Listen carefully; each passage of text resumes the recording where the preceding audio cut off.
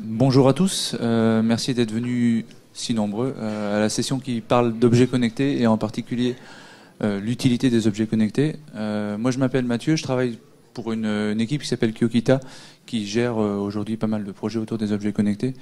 Et mes deux compères qui sont là, Ludo et Gwen, vont prendre la suite du début de la présentation.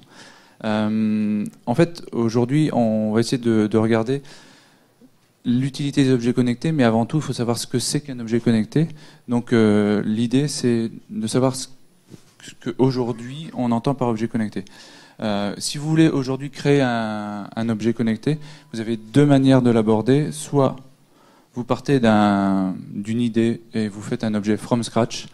C'est le cas aujourd'hui il y a 10 ans pour le Nabastag, pour le coup. On a essayé de créer un objet chez Violet, une boîte que Raphaël Adjan a montée, un objet qui devait entrer dans la maison sans avoir du tout d'utilité au départ et qui n'avait pas forcément d'usage prédéfini. Cet objet a eu un petit succès auprès des early adopters, des geeks principalement, et une fois que le marché des geeks avait été asséché, mais en fait ils se sont arrêtés puisqu'ils n'en vendaient plus du tout. Ce que vous voyez à droite, c'est un Mother. Vous avez certainement vu passer ça récemment, l'an dernier pour le coup. C'est toujours Raphaël Adjan qui a fait ça dans une nouvelle boîte qui s'appelle Sense.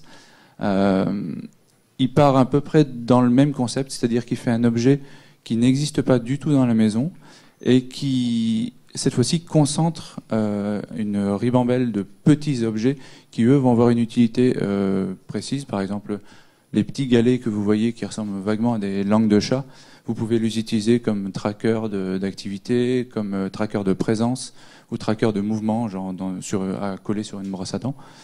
Je souhaite à Raphaël Adjan qu'il puisse continuer dans cette idée-là. Je suis pas sûr qu'il y arrive aujourd'hui, mais j'espère qu'ils vont trouver les usages parce qu'ils en ont plein et donc ils n'arrivent pas forcément à avoir un discours super clair au niveau marketing pour vendre leur projet. La deuxième manière de créer un objet, c'est de se dire il y a plein d'objets dans la maison qui sont déjà utiles tous les jours. Alors là, on en voit 3. Tout le monde a entendu parler des balances Wi-Fi. Tout le monde a un PS-Personne à la maison. Rajouter du Wi-Fi sur la balance, c'était rajouter assez peu de choses finalement, mais en termes d'usage, on allait beaucoup plus loin. Là, la brosse à dents connectée, il y a du Bluetooth. Je ne sais pas trop à quoi ça sert honnêtement, hein, le Bluetooth sur la brosse à dents. Mais on a essayé d'augmenter l'usage d'un objet actuel avec de la connectivité. L'idée, c'est vraiment d'essayer de rendre plus malin un objet en lui rajoutant de la connectivité. Alors, on voit des projets un peu loufoques, des fois, comme ce que vous voyez en haut. Heureusement, ça ne fait pas partie des projets qui sortent réellement, parce que le dévidoir à papier toilette connecté, c'est pas exactement le premier projet auquel on pense. Aujourd'hui, il y a un projet sur 1000 qui sort réellement, ce qui veut dire qu'il y a quand même 999 projets un peu fumeux ou alors qui ne trouvent pas de marché. Il y a un deuxième aspect au foisonnement des projets, c'est que même s'il y en a un sur 1000 qui sort, ça fait quand même beaucoup. Et aujourd'hui, le fait qu'il y en ait beaucoup fait qu'on est envahi d'objets à la maison ou sur nous-mêmes, des trackers d'activité, toutes sortes de choses qu'on a dans les poches ou même à la maison. Et le problème, c'est l'usage. On a un nouvel objet, on a quelque chose qui fonctionne sur nous, mais on n'a pas forcément l'usage qui est dédié à cet objet-là. Ce qui fait que sur les 3 premières semaines, il y a à peu près 20% des gens qui abandonnent l'objet qu'ils ont acheté. Et puis sur les 6 premiers mois, il y a de 30 à 40% des objets qui sont complètement abandonnés. Donc l'idée, c'est vraiment de trouver les vrais cas d'usage pour la maison et pour la voiture. Alors la DeLorean, elle n'est pas forcément un bon cas d'objet connecté, même si elle voyage beaucoup. L'idée de trouver des cas d'usage, c'est surtout pour essayer de franchir une première barrière. La première barrière est celle de... comment vous expliquer ? L'objet a été amené dans la maison en grand nombre, et aujourd'hui on stagne parce qu'il y en a vraiment partout. Et on veut franchir cette barrière qui est à la fois une barrière technologique et une barrière d'usage. Les raisons pour lesquelles on arrive à cette fameuse barrière sur la tendance des objets connectés, elle est simple. Il y en a beaucoup des raisons en fait. La première, c'est que ça suit une tendance classique d'un phénomène nouveau, d'une nouvelle technologie ou d'une nouvelle tendance justement. Je ne sais pas si tout le monde connaît ce type de courbe, c'est la courbe des tendances de Gartner, qui explique qu'au tout début, tout le monde est super content, tout le monde y va à fond. On arrive à un pic où on en a vraiment beaucoup, en l'occurrence des objets connectés, et puis on se rend compte qu'il y en a beaucoup qui servent à rien, et surtout il y a pas mal de business qui ne sont pas viables. Donc on fait une petite descente désagréable, et puis là on commence à réfléchir à comment consolider ce marché, parce que ça ne veut pas dire qu'il faut abandonner les objets connectés, mais ça veut dire qu'il faut les faire différemment. Donc ça, c'est la première raison, c'est qu'on est aujourd'hui sur ce fameux pic, et les prochains mois, voire peut-être un peu plus, seront le début de la pente. Par contre, ça ne veut pas dire qu'il faut, se résigner et ne plus en faire du tout, parce que c'est dans cette période de pente descendante qu'on crée les meilleurs projets, puisque tout le monde s'en va, tout le monde, en tout cas tout ce qui n'est pas viable s'en va, et ça redonne du financement à des boîtes qui avaient pas forcément de financement dans la première partie. Il y a une deuxième raison pour laquelle les objets connectés aujourd'hui arrivent à une première barrière, c'est que en fait les cas d'usage pertinents, il n'y en a pas tant que ça, ou intéressants en tout cas. Et ce qui fait que, moi, je vais le dire franchement, il y en a pas mal qui sont un peu chiants. Alors ça, c'est un jugement de valeur, mais pour le coup, il n'y a pas forcément beaucoup d'objets avec un usage intéressant aujourd'hui. Une autre raison, cette fois-ci, elle est technique. Les objets qu'on fabrique aujourd'hui sont principalement des objets qu'on fait à partir d'un assemblage de technologies existantes. Tout simplement parce que c'est la manière la plus facile et la plus rapide d'y arriver. On fait un assemblage de technologies et derrière, ce qui se passe, c'est qu'on ne fait que de l'optimisation d'intégration. C'est une raison pour laquelle on arrive à une étape frontière, tout simplement parce que là, on a rempli toute la possibilité de créer des objets avec les technologies existantes. Maintenant, si on veut faire des nouveaux objets qui vont un peu plus loin, il va falloir se creuser la tête et vraiment s'acharner sur la R&D. Cette fameuse marche de R&D va demander quand même pas mal de temps et d'argent, tout simplement. La marche en question, elle veut dire aussi que derrière tout ça, il va falloir trouver du financement. Et trouver du financement, ça correspond aujourd'hui à la période descendante de la courbe de Gartner. Alors il y a une autre raison aussi pour laquelle on a beaucoup d'objets et ces objets ne servent à rien, c'est à cause de la mode. Le mot objet connecté, c'est un vrai buzzword pour le coup, même s'il y a deux mots. Il m'arrive très très régulièrement d'avoir des demandes de clients qui disent moi je suis pas du tout dans le domaine de la technique, je suis pas du tout dans les nouvelles technologies, par contre je veux faire un objet connecté parce que c'est bon pour ma marque, ça m'inscrit dans la modernité. Le problème, c'est que je ne sais pas quoi faire. Donc on va essayer d'inventer un objet connecté à moitié fumeux, parce qu'il faut faire du buzz, parce qu'il faut faire de l'annonce derrière. On n'en sortira pas forcément plus que 10 exemplaires, mais au moins on aura fait quelques articles de presse en disant on a fait un bel objet connecté. Ce qui fait qu'aujourd'hui, on a énormément de projets qui ne sortent pas parce qu'ils sont juste pas utiles et pas viables. Une dernière raison pour laquelle on est arrivé à cette étape aujourd'hui, c'est qu'on a voulu faire principalement aujourd'hui je vous parle moi des objets connectés pour les particuliers. On a voulu faire des objets pas chers. Si vous voulez faire un objet à 2000 € qui fait vraiment les choses très bien, vous ne les vendrez pas, tout simplement parce que Madame Michu, elle ne va pas l'acheter. On a déjà, je trouve, accompli une prouesse en vendant une balance Wi-Fi à 130 €, ce qui est quand même relativement élevé pour un pèse-personne qu'on peut trouver à 20 € de manière classique dans le commerce. Donc cette partie de vente pas trop pas trop cher, fait que les projets, on peut pas les rendre vraiment pertinents, tout simplement parce que il faut de l'argent pour faire de la vraie R&D, donc on s'arrête avant. Et puis, comme il n'y a pas de barrière de technologie, puisqu'on a utilisé toutes des technologies du marché, le concurrent peut se pointer demain. Et s'il se pointe demain, ça veut dire que vous avez un temps de mise sur le marché qui est beaucoup plus court que ce que vous auriez eu si vous étiez tout seul et très en avance sur la technologie. Ce qui fait qu'aujourd'hui, un projet, j'apprends rien à personne, un projet qui a un tout petit délai devant lui et pas beaucoup d'argent, on fait des produits de moindre qualité. Alors, les fabricants d'objets connectés vont vous dire que c'est pas grave, c'est un objet connecté, on va pouvoir le mettre à jour sur la durée. Alors oui, pour le soft, bizarrement, le hard, il est difficile à mettre à jour. Tout ça pour vous dire en fait qu'on a aujourd'hui un panorama très très large d'objets connectés, principalement sur la partie des particuliers, et que celui-ci va décliner. Mais sur la partie B2B, donc plutôt à destination des professionnels, on a vraiment tout à inventer et Ludo va vous en parler un peu plus. Bonjour, donc je m'appelle Ludovic, j'ai toujours l'impression d'être aux alcooliques anonymes quand je dis ça. Donc moi je travaille avec toute une équipe sur un produit qui s'appelle Suricat. Et en l'occurrence notre monde à nous c'est justement plutôt le monde des professionnels. Alors en l'occurrence c'est quand même assez différent de tout ce qu'on entend sur les objets connectés.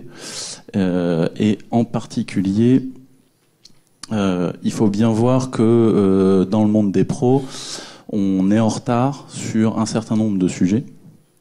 Alors pas sur tous les sujets, mais en l'occurrence si vous prenez quelques exemples, par exemple votre smartphone, vous l'avez probablement pas eu en premier dans votre société, dans votre boîte.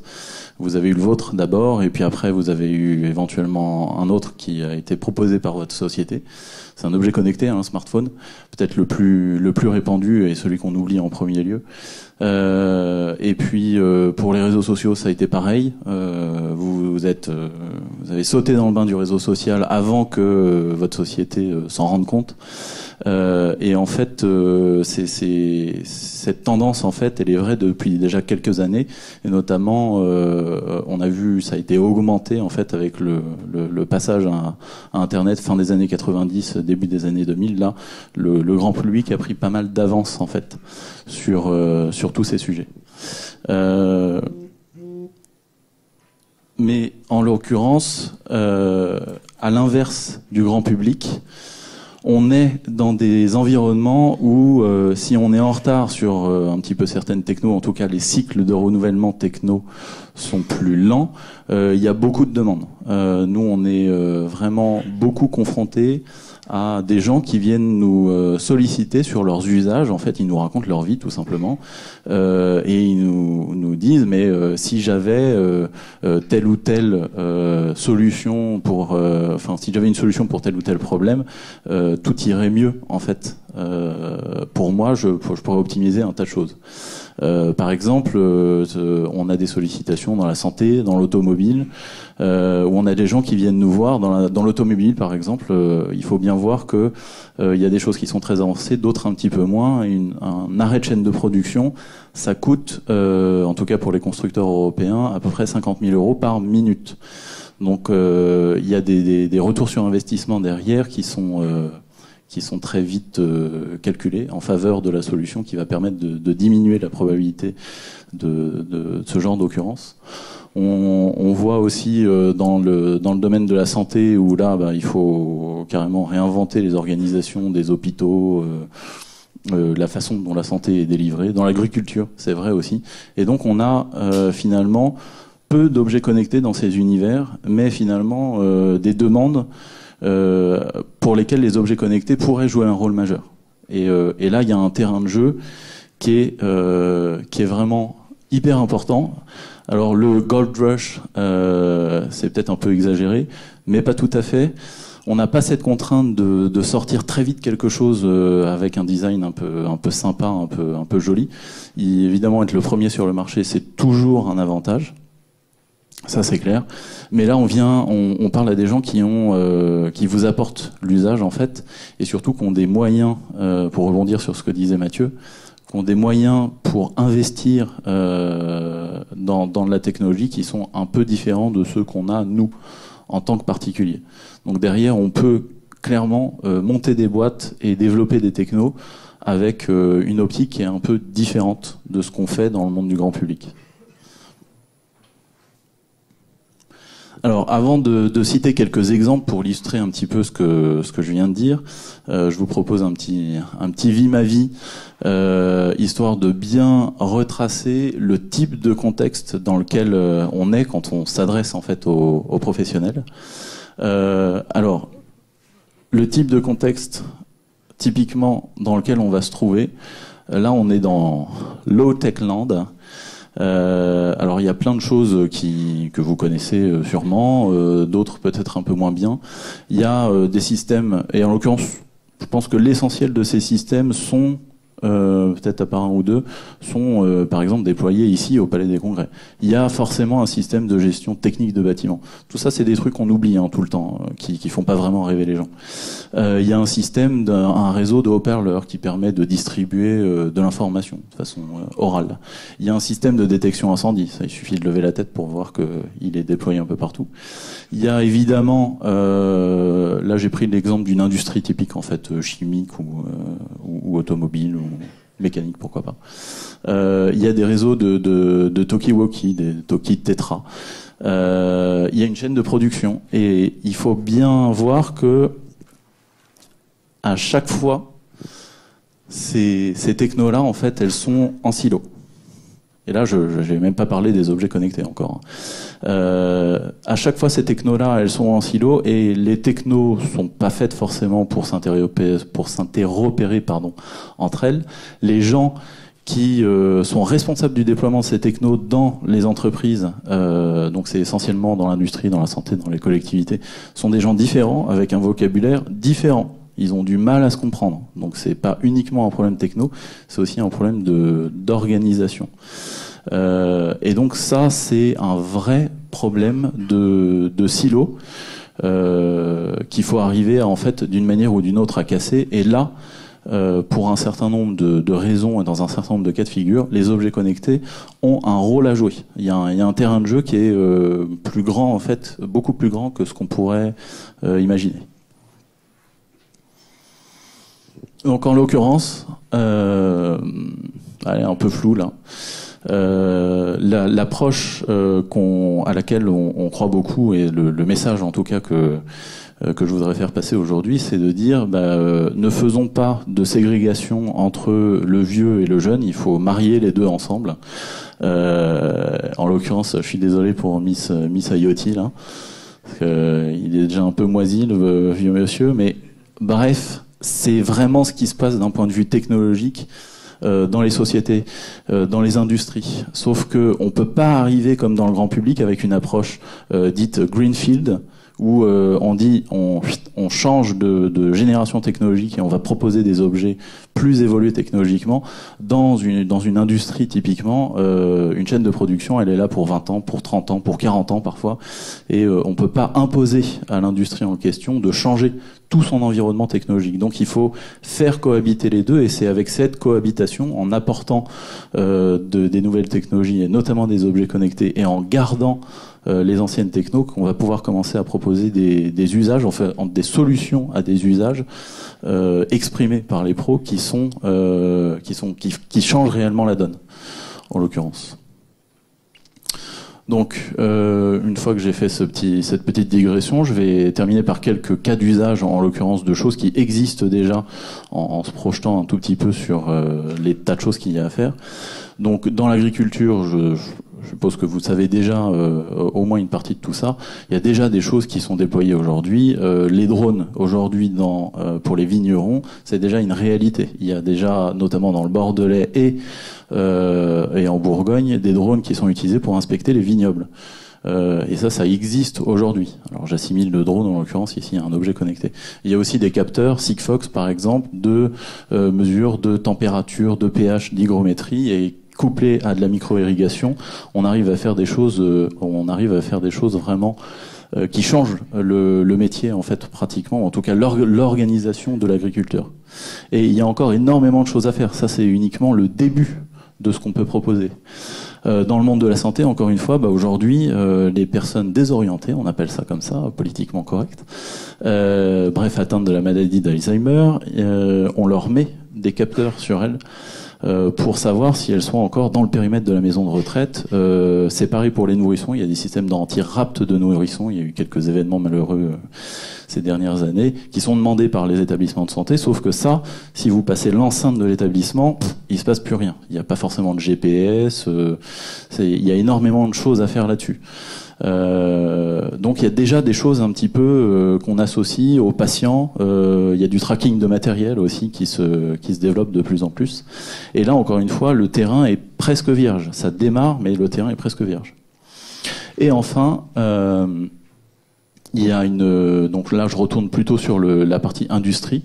Il y a des choses où là, en l'occurrence, le grand public est plutôt, je dirais, en retard. En tout cas, c'est beaucoup moins développé dans le grand public. Il y a un aspect robotisation chez les professionnels qui est très présent.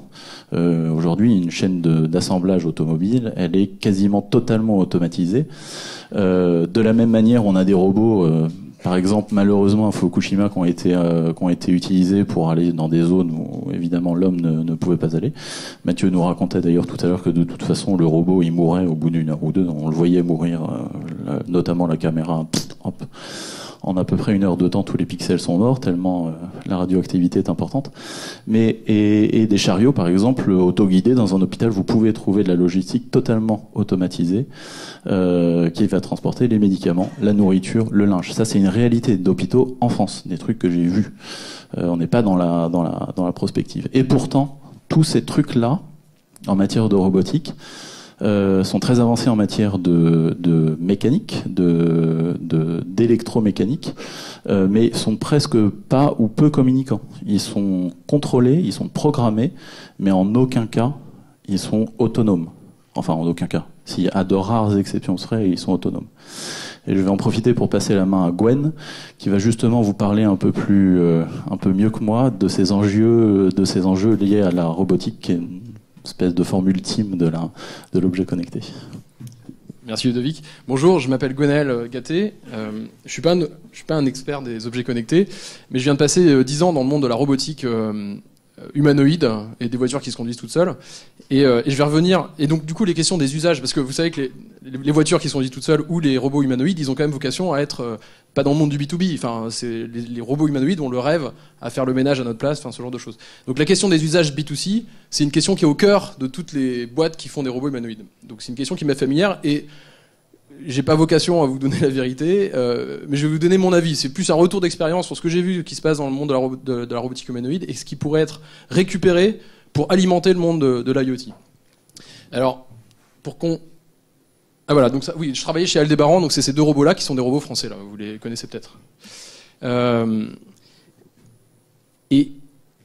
ça j'ai déjà dit, tac, voilà. Donc il faut pour bien commencer qu'on torde le cou à une idée reçue, c'est que il y a beaucoup, quand je croise des gens dans la rue et que je leur dis que je travaille à l'intelligence artificielle de robots, pas mal de gens qui disent mais qu'est-ce que vous foutez les Français, les Japonais ils font ça depuis 10 ans, je l'ai vu, on le voit à la télé. C'est évidemment faux. Les robots tels que vous les voyez là vous voyez Asimo qui est là, qui est le robot d'Honda. Vous voyez son copain japonais lui aussi, de l'Institut National de Recherche Avancée japonais, qui s'appelle HRP2. C'est des robots Formule 1. C'est des super robots, c'est des prouesses technologiques, mais qui coûtent des millions et qui finalement sont incapables de sortir du labo ou de l'estrade sur laquelle ils font leurs démos. Alors ça veut dire qu'en gros, ces robots-là, ils sont pas prêts d'arriver chez nous. Alors il faut qu'on comprenne pourquoi. Et pour qu'on comprenne pourquoi, c'est un zoom sur le cerveau d'un robot. En fait, le cerveau d'un robot, c'est pas des réseaux de neurones. Enfin, c'est malheureusement pas des réseaux de neurones. C'est assez con finalement. C'est une espèce de boucle éternelle entre de la perception, c'est qu'est-ce qui se passe dans mon environnement, qu'est-ce que je peux en tirer comme décision, hein, on va essayer de trouver un truc intelligent à faire, et puis après agir sur son environnement. Et puis ça boucle vachement. Et alors qu'on pourrait penser que la grande difficulté c'est le cerveau, là, hein, c'est la partie haut niveau, en fait pas du tout. Les gens qui se cassent la tête sur la robotique humanoïde, ils se cassent la tête un peu sur le plancher des vaches là, des 2 côtés, enfin des côtés les plus bas. Parce qu'il y a 2 problèmes dans la vraie vie, c'est que quand vous voulez faire percevoir un robot chez vous, et chez vous il y a un tapis un peu bizarre, il y a une plante verte, il y a des enfants qui courent dans tous les sens, l'environnement il est bruité. Il est bruité parce qu'il y a du bruit, il est bruité parce qu'il y a le soleil qui tape en plein dans la caméra du robot, et puis il est bruité parce qu'il y a le chat, il y a le tapis, il y a plein de trucs dans les pattes du robot. Donc la première chose que tous les gens qui font de la robotique ont aux lèvres, c'est bordel, dans la vraie vie ça marche pas comme dans mon labo. Et ça c'est le premier point bloquant. Le deuxième point bloquant, c'est de l'autre côté, c'est sur la partie action. On est capable d'agir très précisément sur plein de choses. La robotique industrielle, à 30 ans, elle fait des trucs super. On va visser des vis dans des coins chelous sur des chaînes de montage. Ça, c'est vachement bien, sauf que faire ça à un prix et à un coût de maintenance acceptable pour le grand public, c'est pas encore possible. C'est un degré de complexité qui fait qu'on ne peut simplement pas déployer ça dans des environnements familiers. Du coup, c'est triste, parce que la robotique humanoïde, telle qu'on l'imagine dans les films, là, avec l'espèce de robot beau gosse qui fait tout à votre place, c'est pas pour demain, en fait. Hein. Alors, j'ai mis 2050, j'aurais pu me mettre 2040 ou 2060, en fait, j'en sais rien, mais les estimations des gens qui se risquent à en donner, c'est grosso modo ça.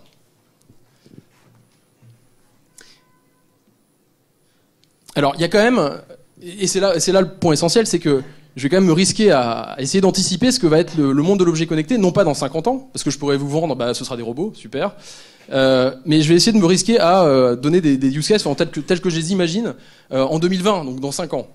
Et je pense qu'il y a quelques bons trucs à récupérer des mecs qui galèrent sur les robots humanoïdes.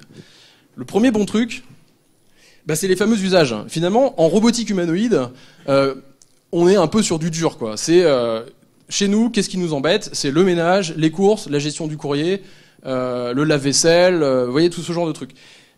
L'avantage de ces usages-là, c'est qu'ils sont pas tellement discutables. Quand vous regardez les chiffres, un couple de Français avec des enfants, ça passe ce temps-là par an pour gérer toutes ces tâches-là. Et ça, ça c'est un nombre d'heures, on comprend pas bien, mais si vous divisez par le nombre de jours, en gros, c'est 3-4 mois de votre vie par an. Consacré à ça. On sent qu'on est sur des usages qui sont vraiment pas anecdotiques. Alors forcément, il y a une feinte, c'est que ces usages-là, ils sont hyper difficiles à réaliser. Okay, mais néanmoins, ma première piste, c'est que je pense que sans aller sur le robot qui va, avec une forme humaine, qui va aller vider votre lave-vaisselle, il y a des choses à faire plus simples, plus moches peut-être, mais qui sont possibles avant 2050. Il suffit simplement de pas essayer dans le même robot, caser le vidage de la vaisselle, l'arrosage des plantes et la gestion des enfants. Parce que c'est ça qu'on fait généralement quand on veut faire un robot humanoïde, c'est la notion que toute cette intelligence, cette aide de camp à domicile est concentrée dans un même device. Si on relâche cette contrainte, si on fait du robot spécifique, on peut adresser des use cases, des vrais comme ça, plus tôt. Voilà. À mon avis, c'est la première piste à avoir en tête. Et puis il y en a une deuxième, qui est que l'objet connecté actuellement, on lui a donné une connexion, c'est-à-dire l'accès à une capacité de calcul énorme. C'est comme si on avait donné à nos objets d'un seul coup un super cerveau. Si vous vous souvenez de ce que j'ai dit il y a 5 minutes, en fait dans la vraie vie, ouais, on a besoin d'un cerveau, mais au final le cerveau, ça peut rester des if et des else assez longtemps. La difficulté, c'est encore ces deux machins en bas là. Or l'objet connecté c'est pas ça. Aujourd'hui l'objet connecté c'est plutôt des capteurs petits dans leur prétention, c'est des capteurs de pression, capteurs de température, avec l'accès à un énorme cerveau, la capacité de compute du cloud. Il y a un paradigme qui est intéressant, il y a des use cases qui sont réels, mais si on s'amuse à changer de focus, c'est-à-dire à pas viser le cerveau mais plutôt ces deux gugus là, on peut unlocker un certain nombre de choses, à mon sens. Donc si on voulait, si je veux faire dans le simple, on pourrait dire que l'IoT aujourd'hui, c'est des gros cerveaux potentiels, mais des tout petits yeux et des toutes petites oreilles. Et puis en plus, même pas de bras. C'est-à-dire que quand bien même ces objets sont capables de comprendre ce qui se passe, finalement, ils agissent que très peu, ou ils agissent que par interconnexion avec le thermostat X ou Y. Ce qui est déjà pas mal, mais ils ont une capacité d'action sur le monde physique qui reste limitée. Si à l'inverse, on arrête de mettre 40 ingénieurs sur le cerveau, mais qu'on met ces 40 là sur des yeux, des oreilles d'un côté et des gros bras de l'autre, vous allez avoir des robots, alors ils vont pas être très intelligents, ça va être des espèces de mouches ou de lézards, mais une mouche dans un appartement peut faire des trucs. Alors une mouche, vous voyez l'image quoi. Parce qu'on n'a pas besoin, quand on vide la vaisselle, d'avoir réseau de neurones ultra compliqué qui a à faire des choses hyper difficiles. La tâche est répétitive, certes. Mais ce qu'il faut juste gérer, c'est que si le petit Victor qui a 2 ans arrive du côté du lave-vaisselle, là il faut le voir. Donc c'est avant tout une intelligence contextuelle, de perception de l'environnement, et une capacité à s'arrêter sans casser toute la chaîne de cerveau-moteur parce que c'était trop fragile. C'est avant tout ça qu'il faut, plus que d'avoir prédit la météo à une semaine. Vous voyez, il y a une différence de focus en fait dans le monde de la robotique qu'on ne retrouve pas dans le monde de l'IoT. Ça c'est la deuxième piste qui à mon avis a du sens. Et alors du coup, ça je trouve ça vachement intéressant, personnellement en tout cas, c'est que il y a des gens qui vont continuer de s'intéresser à la robotique humanoïde, et c'est super, parce que probablement qu'à terme, quand on aura franchi toutes ces étapes, on aura quand même envie d'avoir un truc qui concentre toute cette intelligence, et pas d'avoir le bras robotisé qui vide le lave-vaisselle, le bras robotisé qui vide le lave-linge et tout ça. Donc on va vers ça de toute façon. Je sais pas quand, mais on va vers ça. Les vraies opportunités, c'est entre les deux là. C'est entre maintenant et le 2050. Et au final, si on voulait résumer, l'opportunité, à mon sens, c'est des objets un peu intelligents, mais pas. C'est le lézard, la mouche,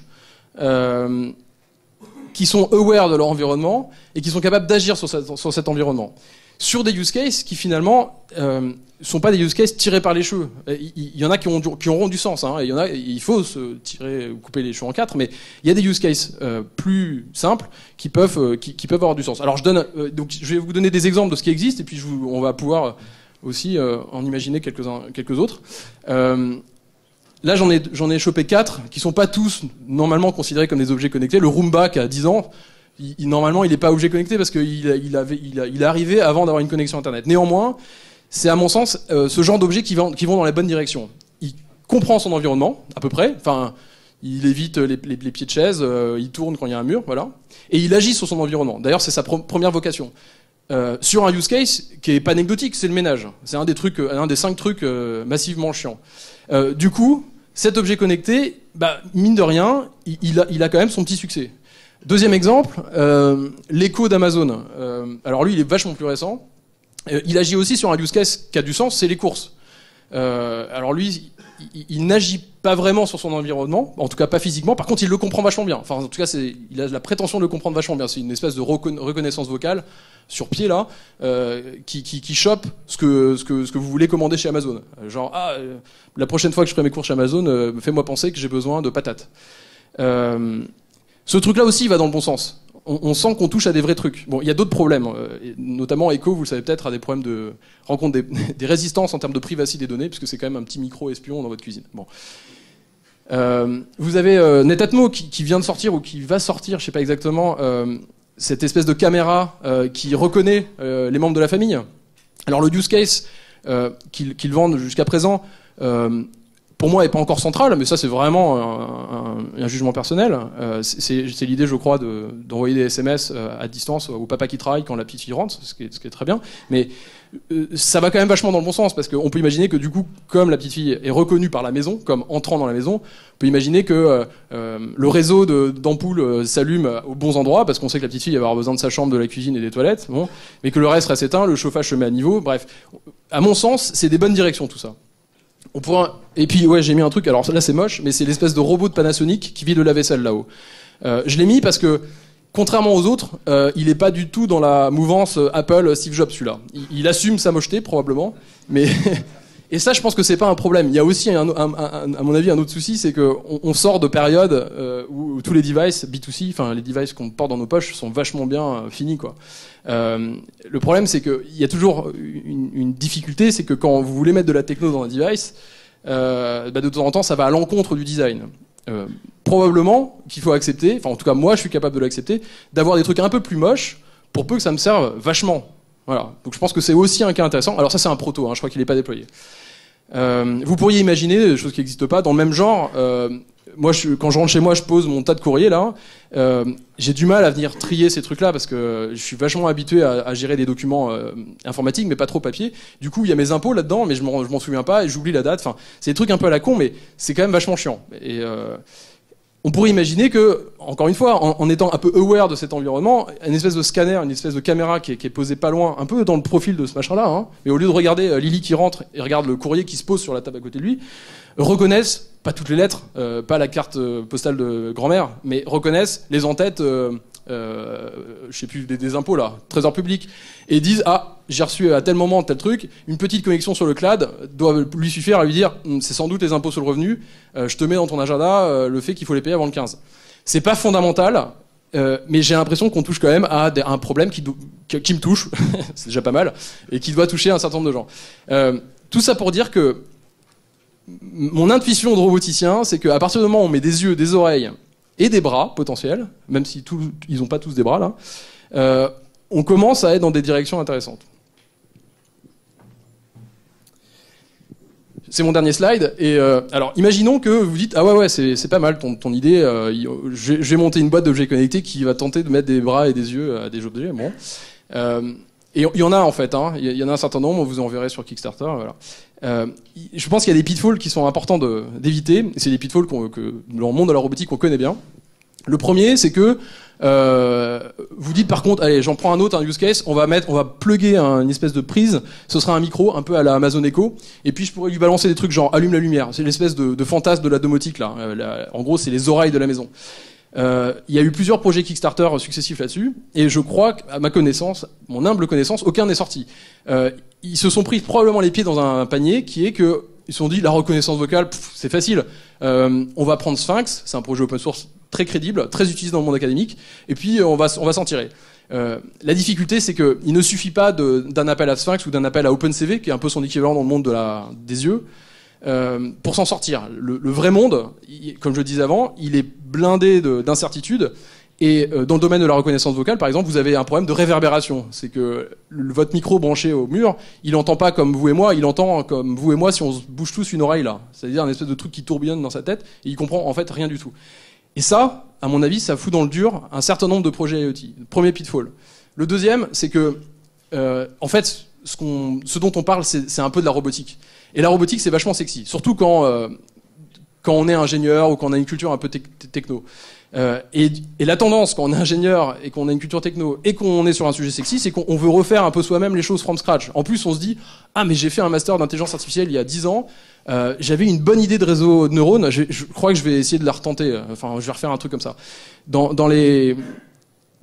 ces projets AI, il y a une vraie tendance, mais à mon avis destructrice, à vouloir tout internaliser. On refait tout from scratch systématiquement. Du coup, vous avez, alors soit vous êtes une très grosse boîte et vous avez les moyens de vous le permettre, voilà. Quand vous êtes un projet Kickstarter ou une petite startup qui démarre, vous avez probablement bien mieux à faire que d'embaucher 20 ingénieurs R&D qui vont commencer à se dire alors la face recognition, alors on va prendre OpenCV, ah ça marche pas. C'est un travail de fou en fait ces choses-là. Donc le deuxième pitfall, c'est s'appuyer en fait sur ce qui existe déjà, ne pas avoir la prétention de vouloir réinventer ou de résoudre l'intelligence artificielle mondiale soi-même. Puis enfin le dernier, mais je l'ai déjà dit, c'est que votre problème n'est pas de savoir comment vous allez faire le if ou le else là, sophistiqué. Votre problème n'est pas de savoir comment va réagir ce device que vous aurez mis chez vous. Quelle décision il va devoir prendre s'il se passe tel ou tel cas. Votre problème, c'est de capter les situations X ou Y, et votre problème, ça va être de faire en sorte de pouvoir agir comme vous le voulez, sans que vos moteurs cassent. Enfin, en tout cas, votre premier problème. Je dis pas que ce problème de cerveau n'arrivera pas un jour, mais en tout cas, c'est pas le premier problème. Et on voit souvent le problème pris dans l'autre sens. Ça fait des sociétés assez sexy, parce que du coup, elles parlent de choses assez sophistiquées, elles le sont, ces choses-là. Mais en fait, quand vous mettez ça chez vous, face à votre fille ou à votre sœur, bah ça marche pas. Voilà.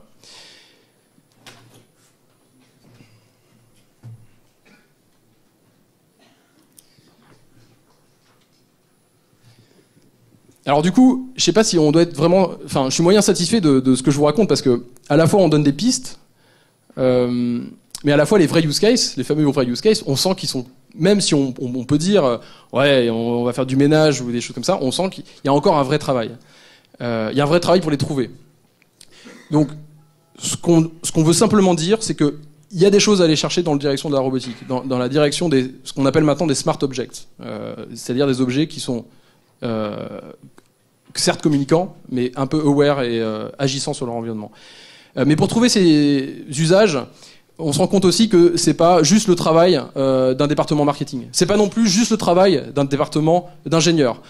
Ces usages-là, ils sont une espèce de frontières intriquées de la technique et des usages. Et il semble que une bonne pratique soit de mélanger un peu les styles pour essayer de trouver les trucs qui soient pertinents. Qu'un mec du marketing propose une idée et que le mec du technique dit mais non, en fait c'est faisable ça, c'est pas si compliqué. Le troisième point, c'est qu'il faut retrousser les manches. Ça, c'est sûr que c'est tout ce dont je vous ai parlé, même le coup du scanner de courrier, là, qui paraît peut-être moins compliqué que le reste, j'en sais rien, ça reste vachement difficile.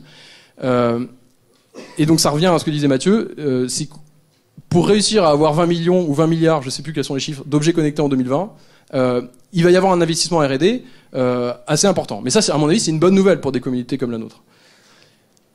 Et enfin, il existe plein de choses, en fait, dans ces mondes-là. Je citais Sphinx, OpenCV, mais il y en a plein d'autres. Et sans refaire from scratch, mais en bâtissant sur ces briques existantes, vous pouvez aller vachement plus vite. Et il est possible de faire des protos de ces choses-là, en fait, relativement facilement. Voilà, je vous remercie. C'était la conclusion de ce talk.